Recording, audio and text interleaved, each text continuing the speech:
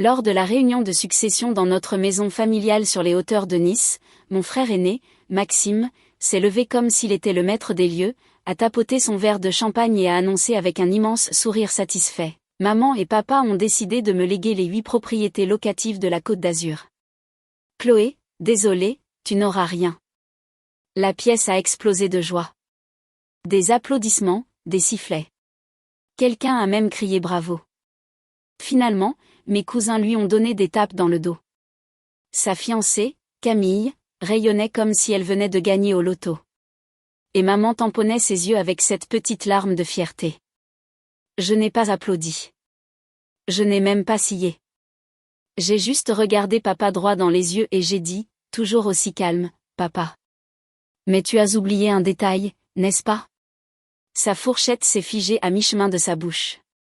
Le sourire de Maxime s'est évanoui. Camille s'est arrêtée en pleine gorgée. 30 personnes sont soudainement devenues silencieuses comme des tombes. On pouvait entendre le bourdonnement de la climatisation.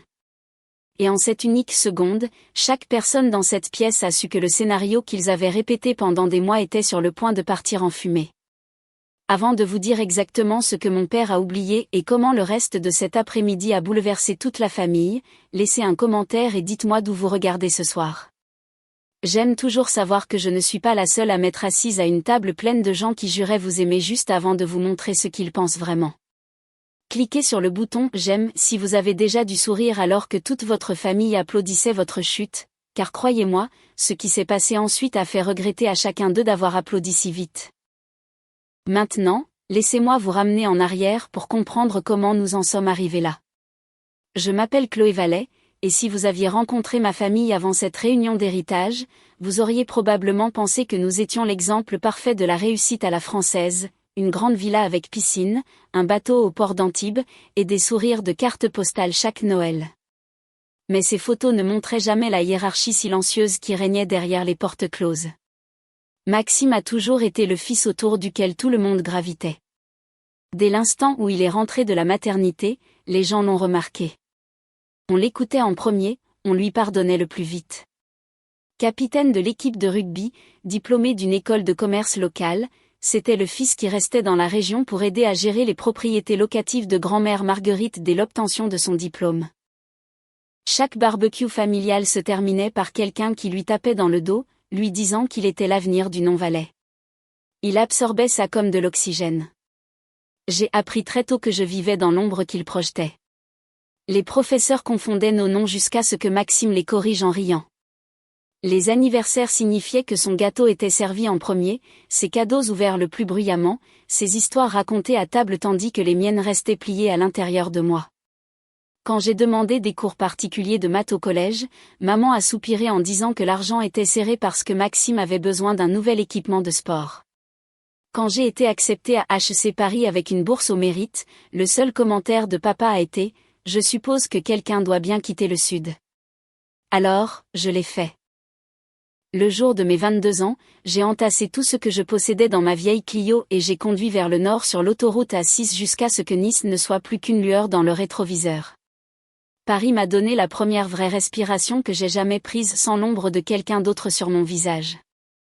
J'ai commencé comme analyste junior dans une société d'immobilier commercial à La Défense, à faire des calculs sur des complexes d'appartements et des centres commerciaux, apprenant comment fonctionnent les actes notariés, les donations, et comment la propriété peut être transférée discrètement et définitivement quand quelqu'un sait ce qu'il fait.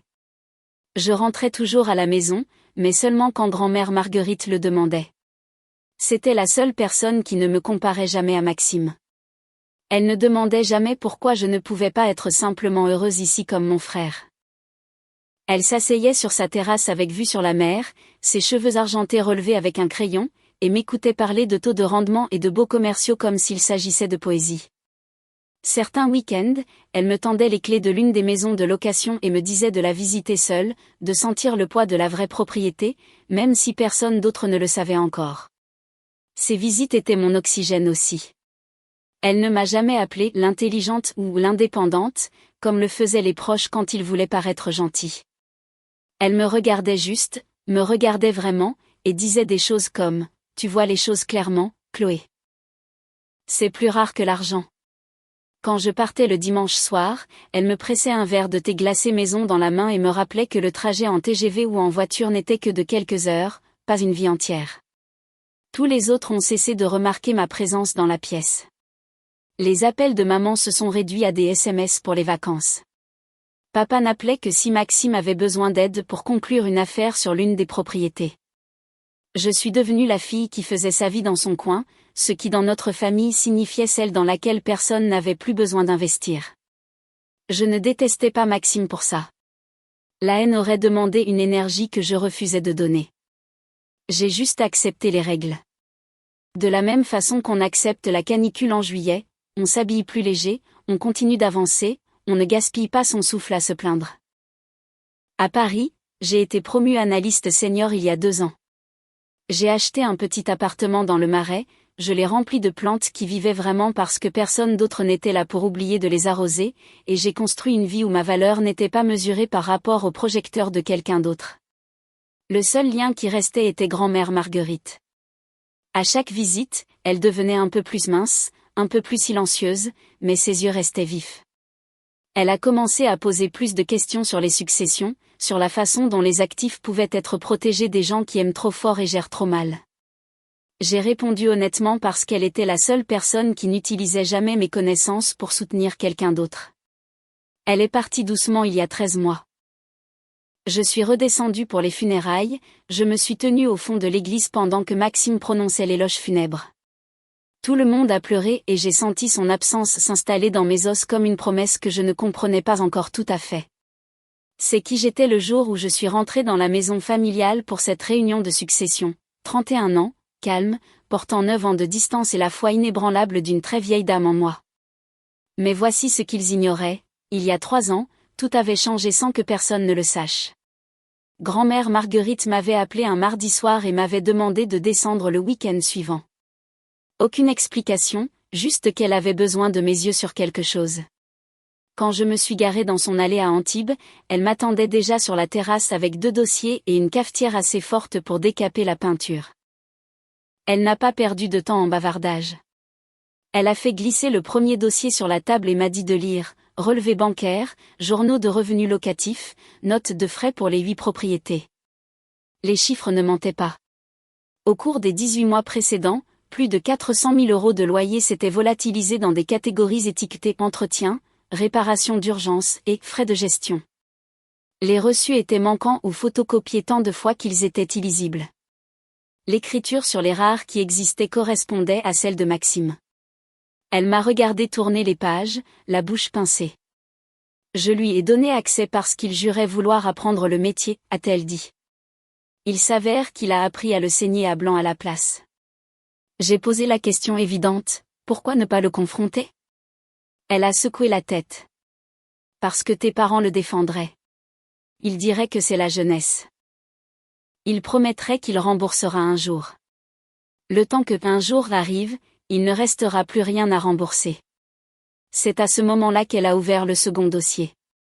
À l'intérieur se trouvaient des documents notariés provisoires, une donation partage et un testament holographe la nommant usufruitière à vie, et me désignant comme seul propriétaire de la nue propriété de chaque bien locatif, avec transfert immédiat des titres.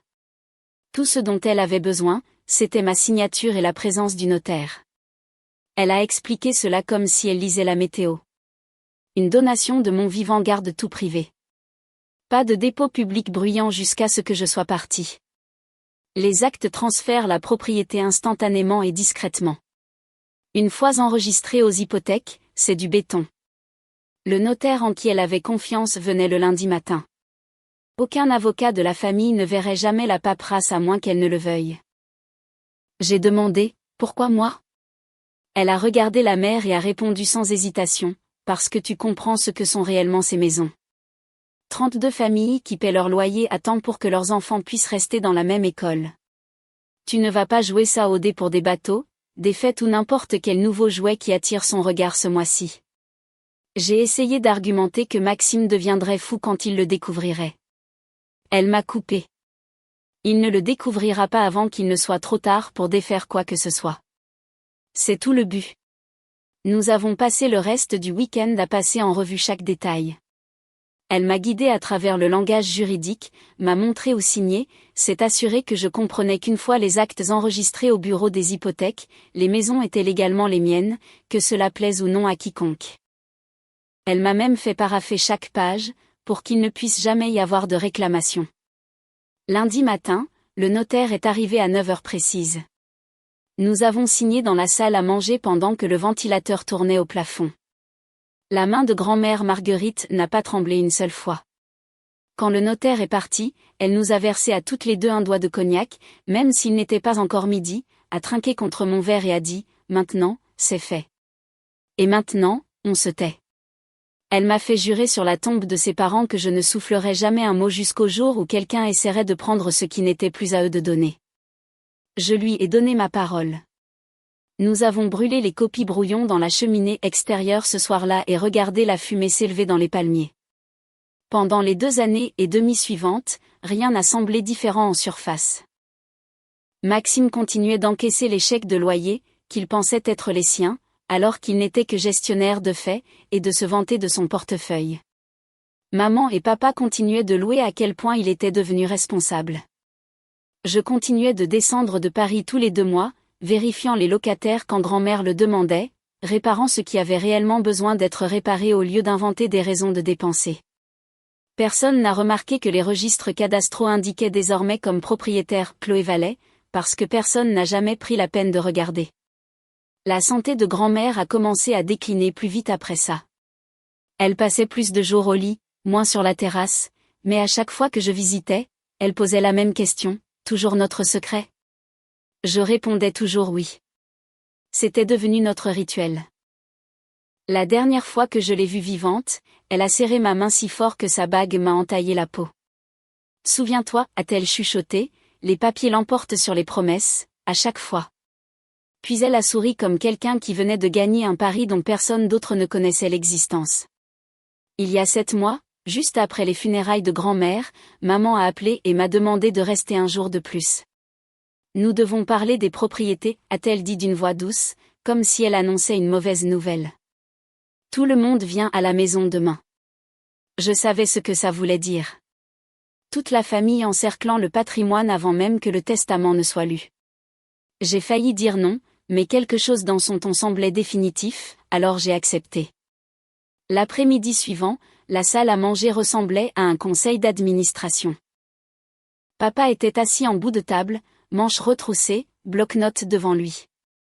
Maxime était affalé à sa droite, jambes étendues, agissant déjà comme le nouveau propriétaire terrien. Maman continuait de remplir les tasses de café. Personne ne buvait. Une pile de documents attendait au centre, nette et officielle. Papa a poussé la page du dessus vers moi. C'est juste une simple renonciation, a-t-il commencé. Nous gardons tout dans la famille, mais pour éviter toute confusion plus tard, nous avons besoin que tu signes que tu n'attends pas de part sur les locations. J'ai jeté un coup d'œil au titre, renonciation à indivision et droit de succession immobilière. 8 adresses listées proprement en dessous. Mon pouls est resté stable. J'avais vu pire comme surprise. Maman est intervenue avant que je puisse parler. Ma chérie, c'est juste de la paperasse. Maxime reste ici pour gérer tout ça au quotidien. C'est logique qu'il ait le contrôle total. Cela garde les choses paisibles. Maxime a souri en coin, faisant tourner un stylo entre ses doigts.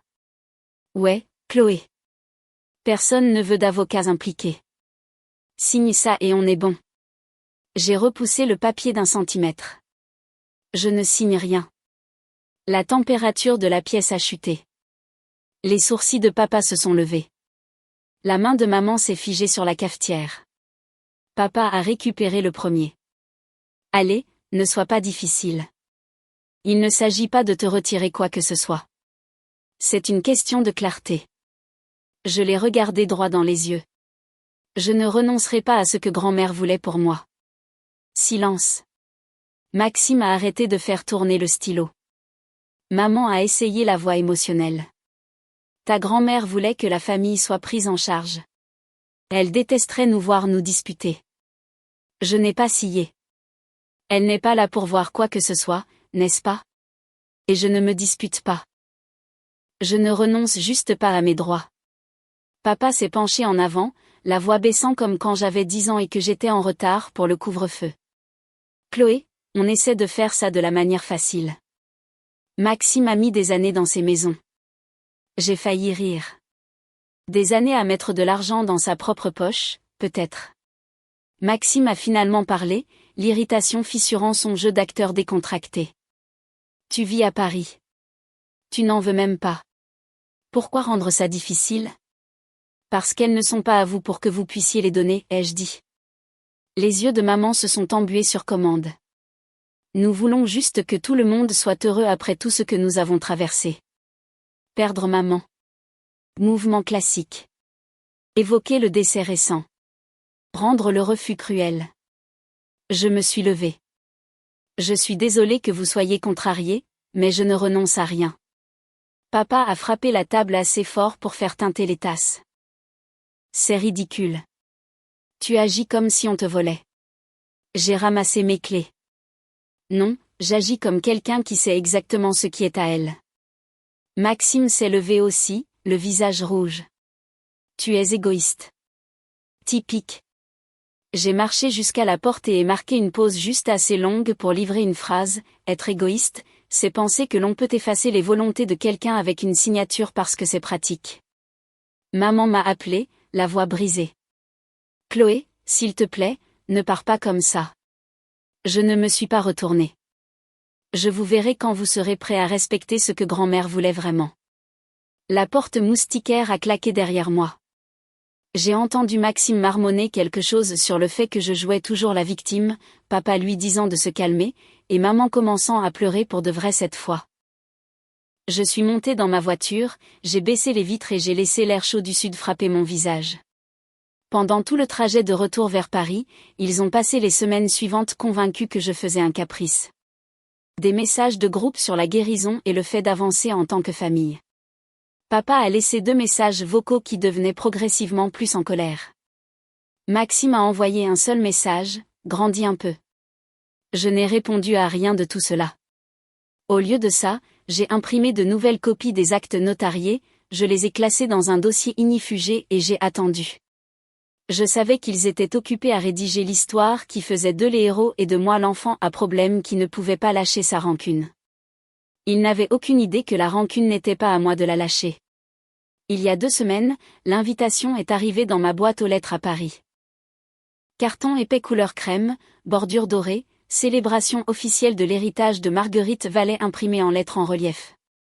À l'intérieur se trouvait un mot écrit de la main parfaite de maman, s'il te plaît, rejoins-nous pour honorer les vœux de grand-mère et célébrer l'avenir des propriétés familiales. Samedi à 15h. Tu nous as manqué. Je savais exactement ce que c'était le tour d'honneur qu'il pensait avoir mérité. Le groupe de discussion familiale a explosé le même jour. Maxime a posté un selfie devant l'une des maisons de location avec la légende « De grandes choses arrivent pour le portefeuille Valais ». Camille a commenté avec des émojis cœur, tellement fière de mon futur mari. Les tantes et cousins ont liké chaque mot. Quelqu'un a même plaisanté, Chloé ferait mieux de venir cette fois. Je n'ai pas répondu, mais j'ai libéré mon week-end et préparé la valise à roulettes que je prends habituellement pour les voyages d'affaires. À l'intérieur, 3 dossiers étiquetés, des onglets colorés et une clé USB avec chaque document enregistré scanné en haute résolution. J'ai fermé la fermeture éclair, chargé la voiture avant l'aube le vendredi, et pris la direction du sud pour ce trajet que je pouvais maintenant faire les yeux fermés. Plus je m'approchais de Nice, plus la tension semblait épaisse, même à travers le pare-brise. Les panneaux publicitaires cédaient la place aux palmiers, puis aux panneaux de sortie familiers. Chaque borne kilométrique me rappelait pourquoi j'étais partie et pourquoi je revenais maintenant. Je me suis arrêtée une fois pour de l'essence vers Avignon et j'ai vérifié mon téléphone. 23 nouveaux messages dans le fil familial, tous des variations d'excitation à propos de Maxime prenant les rênes. Papa a envoyé un texto privé disant qu'il avait hâte de mettre tout ça derrière nous. Je l'ai laissé englu. Au moment où je voyais la Méditerranée scintiller sous le soleil de l'après-midi, mon estomac s'était installé dans ce calme froid que j'ai avant de conclure un accord de plusieurs millions d'euros. Je n'étais plus nerveuse. J'étais prête. Je me suis garée dans le vieux quartier juste après midi ce samedi. Les voitures bordaient déjà la rue, cousin de Marseille, oncle Ray de Toulon, le gestionnaire immobilier qui envoyait des chèques de loyer à la mauvaise personne depuis des années. Des tentes blanches parsemaient le jardin, les traiteurs déchargeaient des plateaux de crevettes et de petits fours. Un barman s'installait sous le grand chêne. Ce n'était pas une réunion. C'était un couronnement. Maman m'a repéré depuis l'allée et s'est précipitée en talons et collier de perles, les bras ouverts comme si de rien n'était. Tu es venu. Tout le monde demande de tes nouvelles. Elle m'a serré trop fort, son parfum envahissant l'air. Papa a suivi, me tapant sur l'épaule avec cette fausse jovialité que les hommes utilisent quand ils prétendent que tout va bien.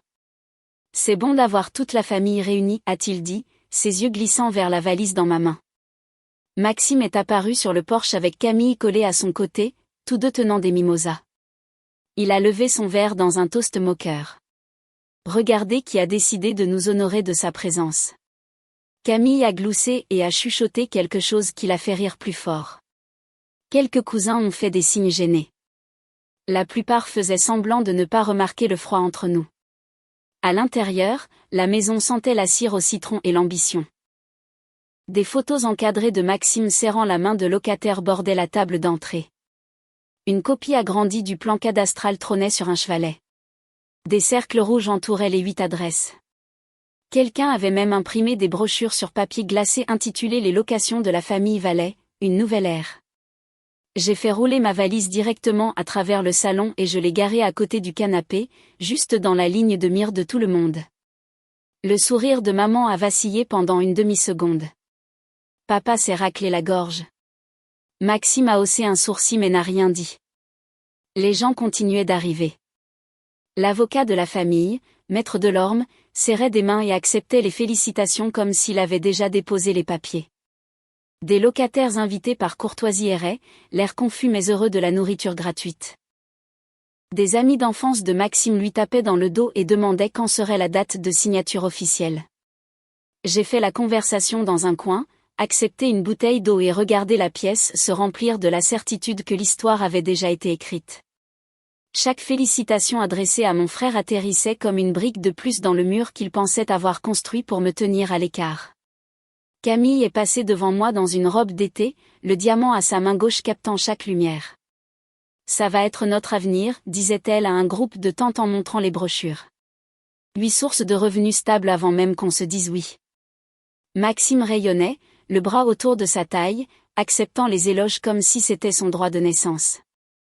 Je me tenais près de la fenêtre, la poignée de la valise toujours dans ma main, comptant les visages. 32 personnes, à peu près. Assez de témoins pour que personne ne puisse prétendre plus tard qu'il n'avait pas vu ce qui allait arriver. Le salon était bondé quand Maxime s'est enfin levé. Coupe de champagne levée haut, la voix portant au-dessus de chaque conversation comme s'il l'avait répété pendant des semaines. Je veux juste remercier maman et papa de m'avoir confié l'héritage de grand-mère Marguerite, a-t-il commencé en affichant ce sourire répété. À compter d'aujourd'hui, les 8 propriétés locatives sont officiellement sous mon nom. La tradition familiale continue plus forte que jamais. Les verres se sont levés. Des acclamations ont parcouru la pièce. C'est là que j'ai attendu que le bruit atteigne son apogée, puis j'ai fait rouler la valise vers l'avant, les roues claquant sur le parquet. Chaque tête s'est tournée. Les applaudissements sont morts dans les airs. Je me suis arrêtée à côté de la table basse, j'ai fait cliquer les loquets et j'ai ouvert le couvercle. 30 paires d'yeux se sont fixés sur les piles nettes à l'intérieur. Papa a retrouvé sa voix en premier. Chloé, qu'est-ce que c'est ? Je ne lui ai pas encore répondu. J'ai sorti le premier acte de propriété notarié, je l'ai tenu en l'air pour que le sceau officiel capte la lumière, et je l'ai posé face visible sur la table. Puis le deuxième, le troisième, 8 au total, chacun portant la signature audacieuse de grand-mère Marguerite et le sceau en relief de l'administration foncière. Ensuite est venu le dossier de donation et le testament, épais et relié, la section du bénéficiaire surlignée en jaune calme. Je l'ai placé au sommet comme un point final à la fin d'une phrase. Ce n'est qu'alors que j'ai regardé papa. Tu as vraiment oublié que cela existait, n'est-ce pas ? La couleur a quitté son visage si vite que j'ai cru qu'il allait tomber. La main de maman a volé à sa bouche. Maxime fixait les papiers comme s'ils étaient écrits dans une autre langue. Maître Delorme, l'avocat de la famille, s'est avancé en ajustant ses lunettes. Il a ramassé le dossier de donation, a d'abord tourné vers la page de signature, puis vers l'annexe des actifs listant chaque adresse. Ses doigts bougeaient plus vite alors qu'il vérifiait les actes de propriété par rapport au tampon du cadastre. Il a levé les yeux lentement. Ces actes sont enregistrés, a-t-il dit, la voix plate. Tous. Il y a 3 ans. Chloé est la propriétaire légale enregistrée. Il n'y a aucun bien immobilier à distribuer dans la succession. On pouvait entendre la glace fondre dans les verres oubliés. Maxime s'est jeté sur les documents. C'est impossible. Grand-mère était malade. Elle ne savait pas ce qu'elle signait. Maître Delorme ne les lui a pas donnés. J'ai travaillé avec le notaire qui a rédigé ces actes. L'écriture correspond. Le notaire est assermenté et les dates sont enregistrées aux archives départementales. C'est irrévocable. J'ai finalement parlé à nouveau, calme et clair. Grand-mère savait exactement ce qu'elle faisait. Elle s'est assurée que les maisons aillent à quelqu'un qui protégerait les locataires, pas quelqu'un qui les saignerait. Papa a essayé de se lever, s'est rassis lourdement. Elle ne nous a jamais rien dit. Non, ai-je dit. Elle ne l'a pas fait. Le visage de Maxime s'est tordu. Tu as caché ça tout ce temps. Tu nous as laissé tout planifier. Je vous ai laissé planifier ce que vous pensiez être à vous, ai-je coupé. Grand-mère m'a demandé d'attendre que quelqu'un essaie de prendre ce qu'elle avait déjà donné. Aujourd'hui semblait être le jour. Maître Delorme a refermé le dossier avec un bruit sourd qui semblait définitif. Légalement, l'affaire est réglée. Les propriétés appartiennent à Chloé. Fin de la discussion. Les tantes bougeaient sur leurs chaises. Les cousins échangeaient des regards. Le gestionnaire immobilier qui félicitait Maxime 5 minutes plus tôt avait maintenant l'air de vouloir disparaître dans le tapis. Maman a trouvé un murmure.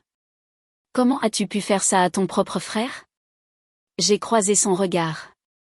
Je n'ai rien fait. Grand-mère l'a fait. Je ne suis que celle qui exécute. Maxime a claqué son verre si fort que le pied s'est brisé. Le champagne s'est répandu sur la table, imbibant le coin d'un acte. Je n'ai pas bronché. Tu crois que tu as gagné, a-t-il craché. Je ne suis pas venu ici pour gagner, ai-je dit. Je suis venu m'assurer que ses volontés étaient respectées. La pièce est restée figée. Personne n'a bougé pour nettoyer. Le verre de Camille a glissé de sa main et s'est brisé sur le sol, le champagne éclaboussant ses chaussures et ses chevilles. Elle ne s'est pas penchée pour ramasser les morceaux. Elle m'a juste fixé, la bouche ouverte, puis Maxime, puis de nouveau les papiers. Sans un mot, elle a attrapé son sac à main, a bousculé 2 cousins et est sortie tout droit par la porte d'entrée. La porte a claqué derrière elle. Personne ne l'a poursuivie. Le visage de Maxime est passé du rouge au violet. Il a arraché le dossier des mains de Maître Delorme et a commencé à tourner les pages sauvagement. C'est faux, a-t-il crié. Elle l'a falsifié. Grand-mère était sous antidouleur la dernière année. Elle ne savait pas quel jour on était. Maître Delorme a repris le document, calme comme toujours. Il a tourné vers la page de signature et a commencé à lire à haute voix, lentement et délibérément, article 4, section 2. De par ma volonté expresse et saine d'esprit. Tous les biens immobiliers listés en annexe sont la propriété exclusive de Chloé Vallet. Hors succession. Il a continué, la voix stable, chaque clause étant un autre clou dans le cercueil. Quand il a atteint la reconnaissance du notaire et les dates d'enregistrement, les cris de Maxime se sont transformés en une respiration lourde. Depuis le coin près du couloir, Thomas s'est avancé. Mon frère cadet, le calme, qui avait passé des années à se fondre dans le décor, a parlé pour la première fois de tout l'après-midi. Elle dit la vérité, a-t-il dit. Chaque tête a pivoté. J'étais là le jour où grand-mère a signé. Elle m'a demandé de la conduire chez le notaire parce qu'elle ne voulait pas que maman ou papa sachent. J'ai attendu dans la voiture. Elle est ressortie en souriant. Maxime s'est retourné vers lui. Tu savais et tu n'as rien dit? Thomas a soutenu son regard noir. Elle m'a fait promettre la même chose qu'elle a fait promettre à Chloé. Certaines promesses comptent plus que de maintenir la paix. Maman s'est effondrée sur le canapé, les mains sur le visage, les épaules tremblantes. Papa a pris 10 ans en 10 secondes. Il a glissé à genoux directement sur le tapis, tendant la main vers moi comme si j'étais la dernière chose solide dans la pièce. Chloé, ma chérie, s'il te plaît. On ne savait pas. On peut arranger ça.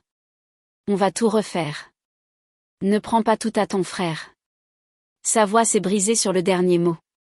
Des larmes coulaient sur ses joues. Des vraies cette fois. Maman a tendu la main vers la mienne, son mascara coulant. Nous pensions faire ce qui était le mieux pour la famille. Nous pensions que Maxime en avait plus besoin.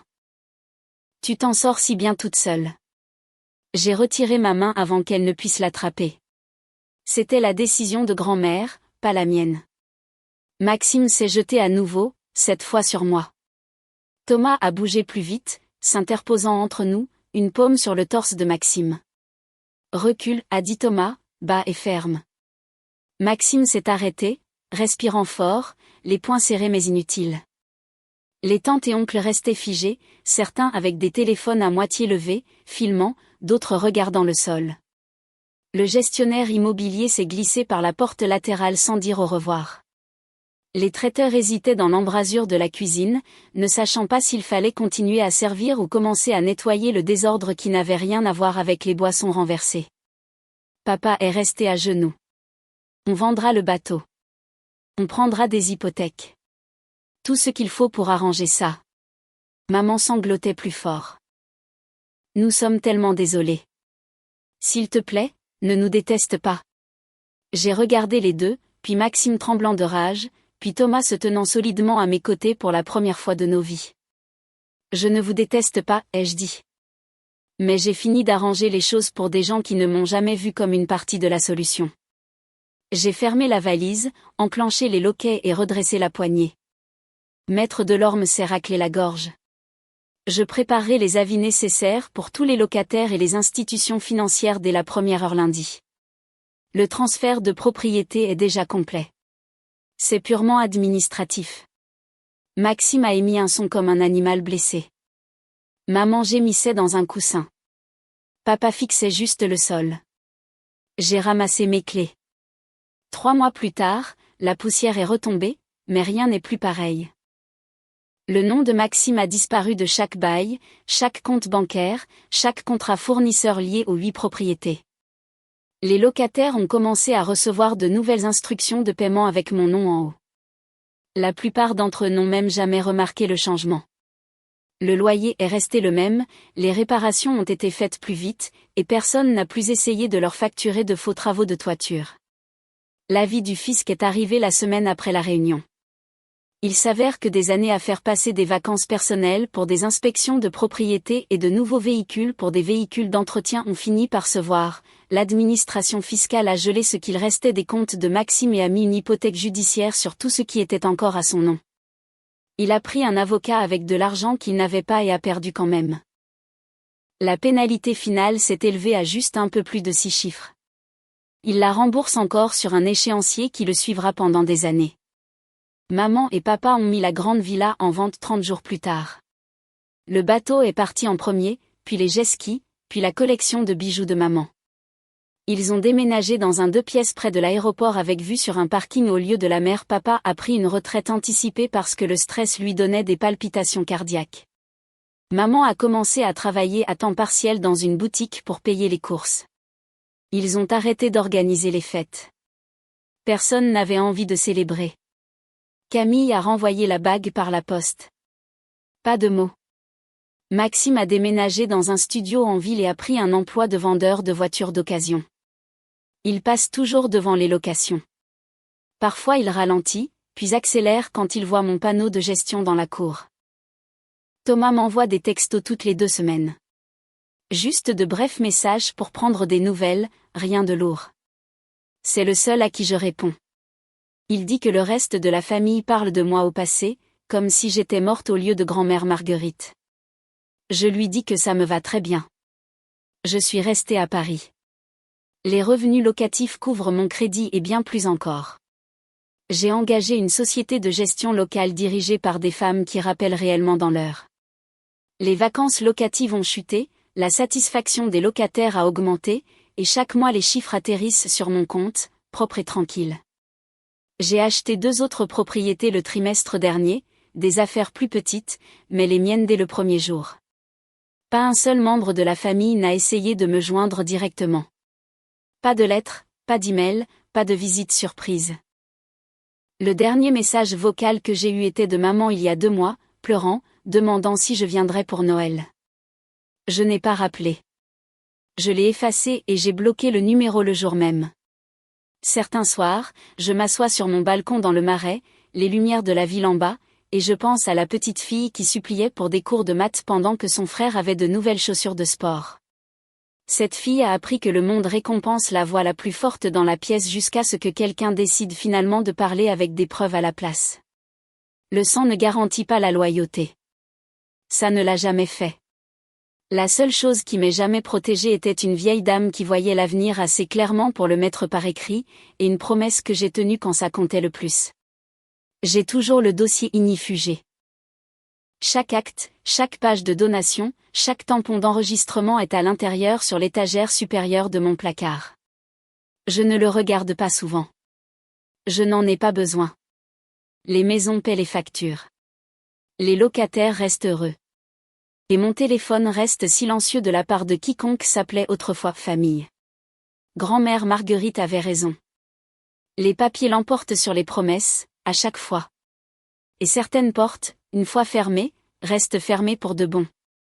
Si vous avez déjà dû choisir entre la famille dans laquelle vous êtes né et la paix que vous avez construite vous-même, dites-moi dans les commentaires d'où vous regardez ce soir.